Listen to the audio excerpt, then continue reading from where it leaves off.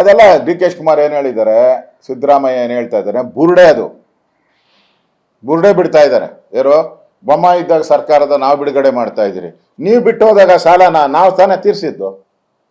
ನೀವು ಬಿಟ್ಟು ಹೋಗಿದ್ರಲ್ಲ, 15,000 ಕೋಟಿ ಬಿಟ್ಟೋಗಿದ್ದು ಸಾಲ. 15,000 ಕೋಟಿ ಬಿಲ್ನ ಕ್ಲಿಯರ್ ಮಾಡಿದವ್ರು ಯಾರು? ಬಿಜೆಪಿಯವರು. ನಾವು ಮಾಡಿದ್ದು, ನೀವಲ್ಲ.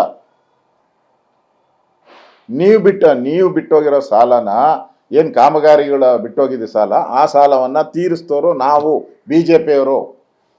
ಅದು ಸರ್ಕಾರದ ರೋಟಿನ ವಿಚಾರ. ಕಾಮಗಾರಿಗಳು ಕಂಟಿನ್ಯೂಷನ್ ಆಗೋದು. ಈಗ ಒಂದು ಪ್ರಾಜೆಕ್ಟ್ ತಗೊಂಡ್ರೆ ಅದು ಕೆಲವು, ಇವಾಗ ಎತ್ತಿನೊಳೆ ಈಗ ಎಷ್ಟಾಯ್ತು, 10 ವರ್ಷ ಆಯ್ತು. ಇವಾಗ ಒಂದೇ ಸರ್ಕಾರ ಬಿಡುಗಡೆ ಮಾಡಿದೆಯಾ? ಯಾವ್ಯಾವ ಸರ್ಕಾರ ಬರ್ತದ?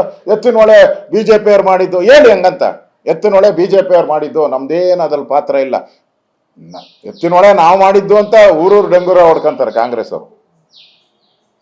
ಆದ್ರೆ ಹಣ ಬಿಡುಗಡೆ ಮಾಡಕ್ ಹೋದ್ರೆ ಅದು ಬಿಜೆಪಿಯವರ ಅವಧಿಯಲ್ಲಿ ಆಗಿದ್ದು ಅಂತ ಹೇಳ್ತಾರೆ.